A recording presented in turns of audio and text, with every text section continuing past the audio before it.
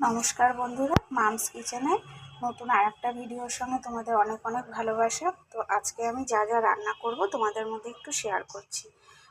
আমি আমার মতো করে করার চেষ্টা করি, তোমরা সবাই পারো এই রেসিপিগুলো, তাহলেও আমি একটু দেখাতে ভালোবাসি, তাই ভিডিওটা করছি। আজকে করব চিকেন কষা।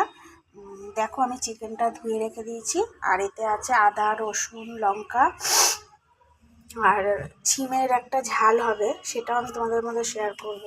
আর এই দেখো আলু কেটে রেখেছি, আর পেঁয়াজ, টমেটো, ফোড়নের জন্য গোটা গরম মশলা, তেজপাতা নিয়ে নিয়েছি। তো দেখতে থাকো, রান্নাটা আমি তোমাদের মধ্যে শেয়ার করছি। বন্ধুরা দেখো, কড়াতে তেল দিয়ে দিয়েছি, দুদিকে বসিয়ে দিয়েছি, আর এদিকে কালো জিরে, কাঁচা লঙ্কা ফোড়ন দিয়েছি।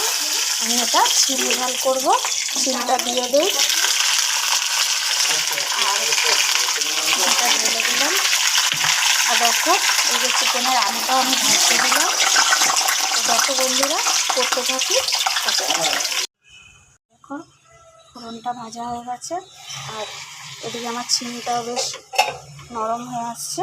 চিনি আমি একটু জল দেবো না। এবার আমি একে একে দেবো পেঁয়াজ, টমেটো দিয়ে ভাজা ভাজা করবো।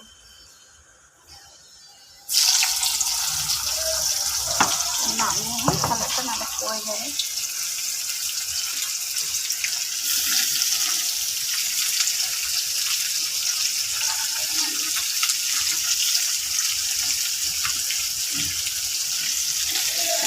পেঁয়াজটা ভেজে দেবো, তারপরে আমি এগুলোকে দেবো টমেটো, আর পেঁয়াজের মধ্যে আমি একটু নুন দিয়ে দিই, জানো তো, তাহলে পেঁয়াজটা ভালো নরম হয়।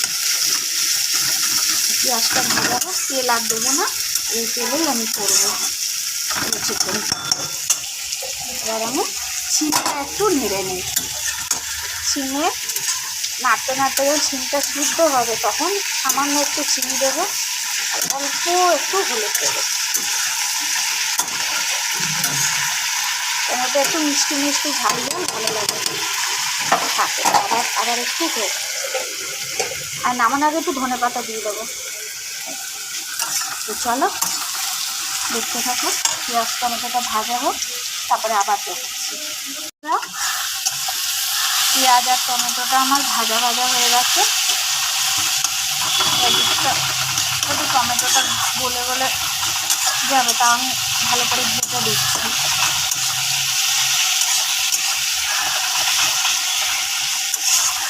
দেখো এটা দিয়ে তেলও ছাড়ছে। এবার একে একে আমি মশলাটা দিয়ে দেবো, আর একটু ভাজা ভাজা হোক। আর এই দেখো সিমটা, দেখো